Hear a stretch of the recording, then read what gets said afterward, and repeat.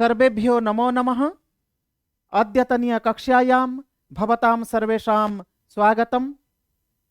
अद्य अस्माकं विषयः अस्ति भाषा। भवन्तः प्रायः जानीयुः संस्कृतशिक्षणे विशेषरीत्या भाषाशिक्षणे वा भाषाशिक्षायाम् अस्याः भाषायाः बहु महत्त्वं वर्तते। किं नाम भाषा? भाषा शब्दस्य कः अर्थः? अस्याः भाषायाः का प्रकृतिः? भाषायाः कानि कानि रूपाणि वर्तन्ते? अस्माकं जीवने भाषायाः कः कः आवश्यकताः वर्तन्ते? इत्यादयः अनेके प्रश्नाः अस्माकं मनसि जायन्ते। छात्राणां मस्तिष्के जिज्ञासाः उत्पद्यन्ते। तर्हि आगच्छन्तु वयं जानीमः भाषा इति शब्दस्य किं तात्पर्यम्, अस्य कः आवश्यकताः सन्ति, अस्याः भाषायाः कानि कानि रूपाणि च भवन्ति इति। तर्हि आगच्छन्तु पश्यामः। भाषा भाषा इति पदमेतत् भाष् व्यक्तायां वाची इत्यस्मात् धातोः गुरोश्च हलः इति सूत्रेण स्त्रियां टाप् प्रत्यये सति निष्पद्यते। भवन्तः अत्र द्रष्टुं शक्नुवन्ति भाष् धातोः टाप् प्रत्यये कृते सति भाषा शब्दः निष्पद्यते। पुनश्च भाष्यते व्यक्ता वाक् इति भाषा वा भाषणात् भाषा इति वयं जानीमः। एवमेव अत्र भवन्तः द्रष्टुं शक्नुयुः भाष्यते व्यक्तरूपेण किञ्चित् मनोगतम् अभिव्यज्यते इति भाषा। किं भाष्यते व्यक्तरूपेण किञ्चित् मनोगतम् अभिव्यज्यते? अस्माकं मनसि अस्माकं मस्तिष्के ये विचाराः जायन्ते, ये विचाराः उत्पद्यन्ते, तेषां विचाराणाम् अभिव्यञ्जनं, तेषां विचाराणाम् अभिव्यक्तिः येन साधनेन जायते सा भवति भाषा। अवगतम्? इतोपि वयमग्रे गच्छामः।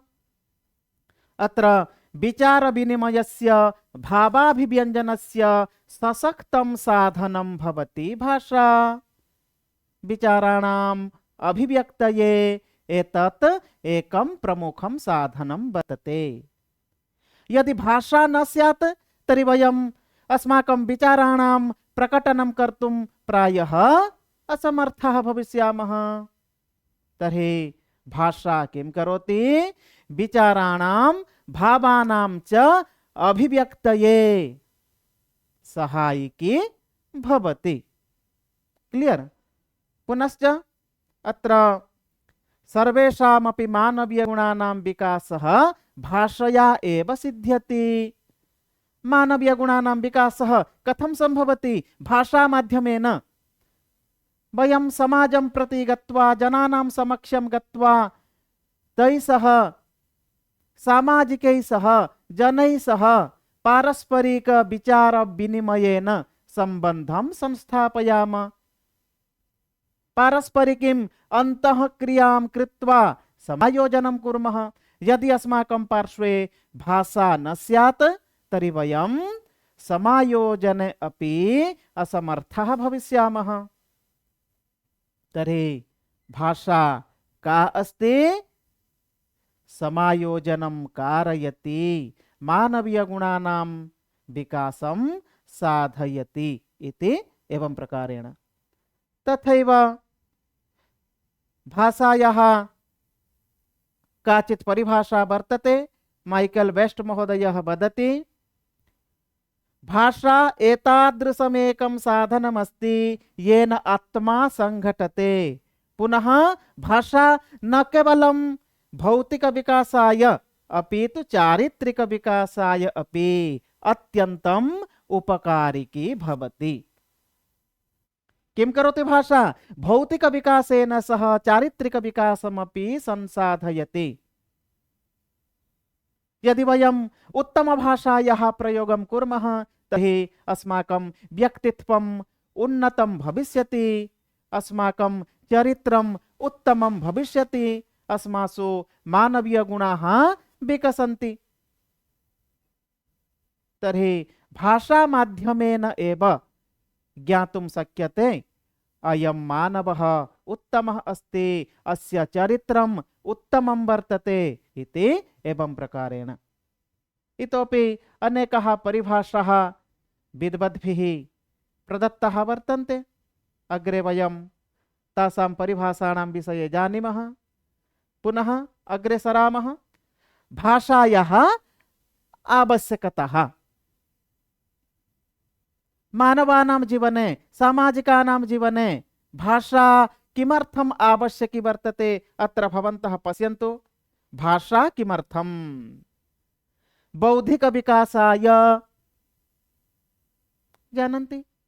बौद्धिक विकासः, मानसिक विकासः।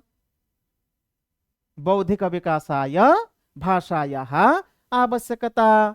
पुनश्च ज्ञानाभिवृद्धये, ज्ञानस्य, ज्ञानानाम् अभिवृद्धये भाषायाः आवश्यकता भवति। पुनश्च रचनात्मक कार्यार्थं, रचनात्मक कार्यं, रचनात्मक कार्यं नाम किंचित निर्माणं कर्तुं वयं प्रभवामः। शब्दानां रचना, वाक्यानां रचना, काव्यानां रचना, एवं प्रकारेण यदि भाषा अस्ति वयं रचनात्मक कार्येषु प्रवृत्ताः भवितुं शक्नुमः इति। एवमेव आत्माभिव्यक्तये, बहु समीचीनः विषयः आत्माभिव्यक्तिः। भवन्तः प्रायः स्मर्तुं शक्नुयुः शिक्षायाः वैयक्तिकम् उद्देश्यम् आत्माभिव्यक्तिः, आत्मानुभूतिश्च। तर्हि आत्माभिव्यक्तिः कथं जायते? आत्माभिव्यक्ति स्वस्य अभिव्यक्तिः, स्वस्य मनसि, स्वमस्तिष्के ये विचाराः जायन्ते तेषां विचाराणाम् अन्येषां समक्षं प्रकटनम्, उपस्थापनम्। यदि भाषा न स्यात् तर्हि वयम् अस्माकं मस्तिष्के ये विचाराः जायन्ते, अस्माकं मनसु ये भावाः परिस्फुरिताः भवन्ति, तेषां विचाराणां, तेषां भावानाम् अभिव्यक्तिं कर्तुम् असमर्थः भवेम इति। पुनश्च भावात्मक जीवनस्य उन्नयनाय सः एव विषयः भावात्मक जीवनम्। मानवेषु सामाजिकेषु विविधः भावः उत्पद्यन्ते। भावः, भावनः न सन्ति चेत् मनुष्यः न भवति। तर्हि भावानाम् अभिव्यक्तिकरणे भाषा आवश्यकी भवति। एवमेव कवित्वस्य संपूर्ण विकासाय कवित्वशक्तेः वयं जानीमः कविरेव प्रजापतिः। कविः कवितां रचयति, कवितां विरच्य अन्येषां समक्षम् उपस्थापयति। यदि भाषा न स्यात् कविता, काव्यं, नाटकम् एतेषां स्थितिः अपि न स्यात्। अवगतम्? एवमेव सामाजिकैः सह समायोजनाय यदि भाषा अस्ति वयं सामाजिकैः सह समायोजनं कर्तुं समर्थाः भविष्यामः इति। तर्हि भाषायाः एतादृश्यः आवश्यकताः वर्तन्ते। इतोपि अनेकः बह्व्यः आवश्यकताः सन्ति, भवन्तः प्रायः जानीयुः। एवमेव पुनश्च वयम् अग्रे सरामः। भाषायाः विविधानि रूपाणि। तर्हि भाषायाः कानि कानि रूपाणि वर्तन्ते इदानीं वयं जानीमः। सर्वादौ मूलभाषा। अत्र भवन्तः पश्यन्तु, संस्कृतभाषा सर्वासां भाषाणां जननी, अनादिनिधना नित्या, वागुत्सृष्टा स्वयंभुवा। सर्वप्रथमतया अस्याः संस्कृतभाषायाः उत्पत्तिः सञ्जाता इति विदुषाम् अभिमतं वर्तते। तस्मात् संस्कृतं भवति मूलभाषा। पुनः आगच्छामः मातृभाषा।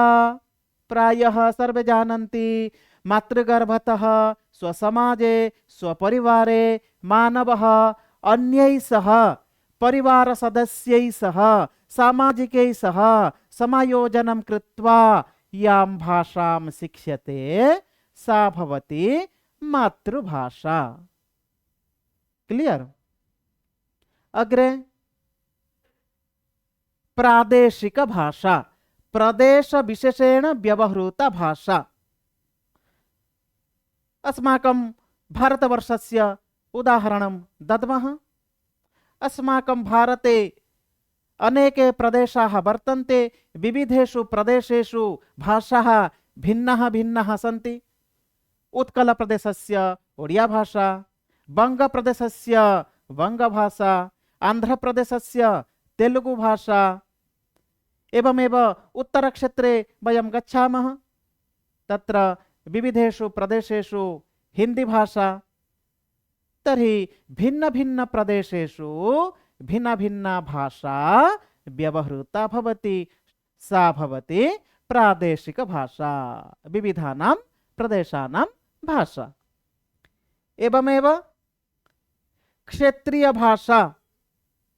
अत्र प्रायः पश्यन्तु, कस्मिंश्चित् प्रदेशे व्यवहृता भाषा अन्य प्रदेशस्य क्षेत्रीय भाषा भवति।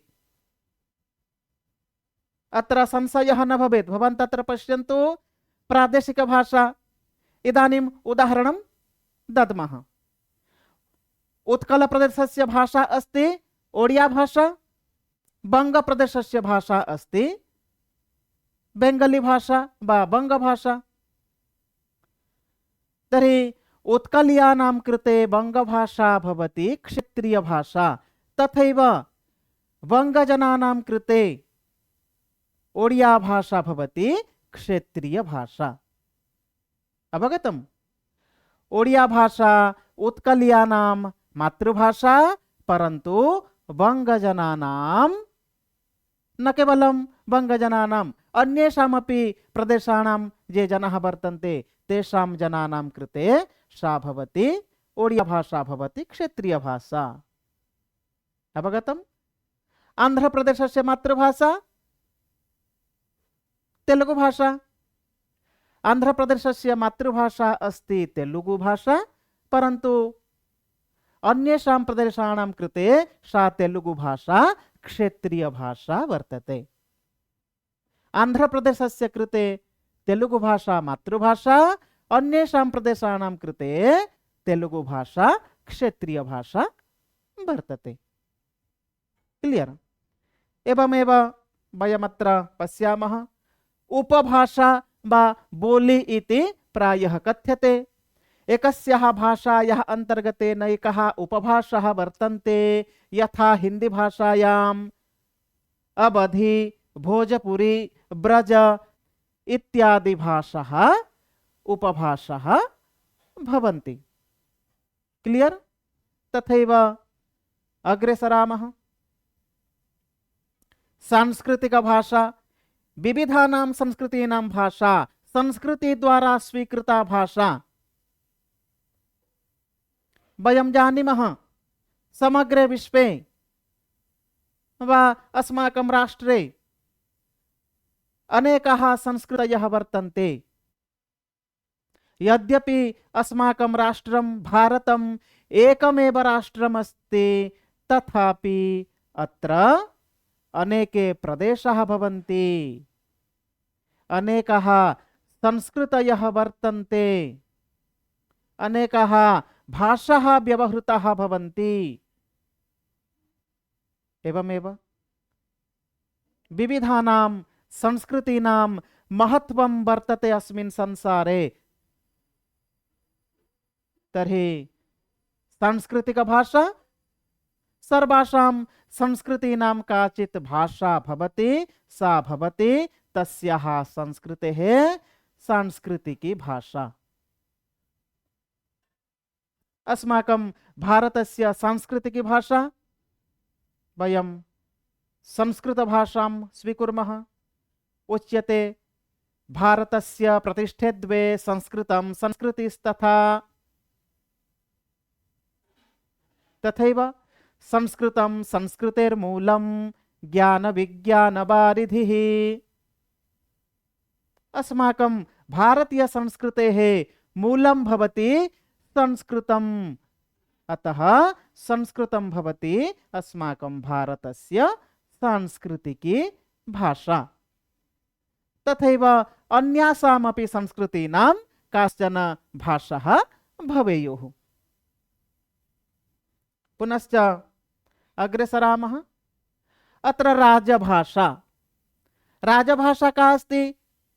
प्रशासनिककार्येषु राजकार्येषु व्यवहृता भाषा भवति राजभाषा। ऑफिशियल लैंग्वेज, इसको हम अंग्रेजी में कह सकते हैं। संस्कृते राजभाषा, हिंदी भाषायां राजभाषा। सर्वाणि अपि कार्यालयीय कार्याणि अस्यां भाषायामेव प्रचलन्ति। यथा अस्माकं भारते नियमः आगतः, अस्माकं राष्ट्रस्य सर्वाणि अपि कार्यालयीय कार्याणि, राजकार्याणि हिंदी भाषया प्रचलितानि भवेयुः। तर्हि हिंदी भाषा अस्माकं भारतस्य राजभाषा वर्तते इति।